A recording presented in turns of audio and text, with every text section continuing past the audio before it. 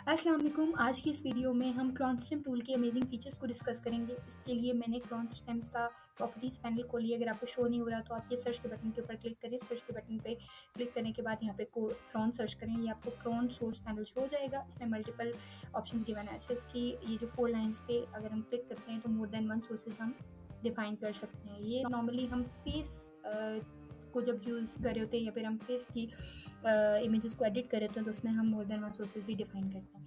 अच्छा, इसमें हम अपने सोर्स की विड्थ को चेंज कर सकते हैं, हाइट को इवन रोटेट भी कर सकते हैं। तो मैंने ऑल्ट प्रेस करके ये सोर्स सेलेक्ट किया हुआ। ये आपको एक प्रीव्यू दे रहा है कि कैसे जब मैं इसको अप्लाई करूँगी तो वो शो करेगा।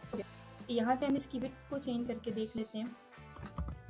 तो ये सोर्स विड्थ और हाइट की लिंक है और इसने इसकी विड्थ और हाइट को जो है वो चेंज करके दे दिया। इसी तरीके से अगर हम इसको रोटेट करना चाहते हैं तो हम इसको ये भी 50 करके चेक कर लेते हैं। तो ये आप देख सकते हैं कि ये इसने हमारे सोर्स को रोटेट भी कर दिया है। तो ये अपनी रिक्वायरमेंट्स के मुताबिक इसको चेंज कर सकते हैं। अभी के लिए मैं इस साइड पे अप्लाई कर देती हूँ।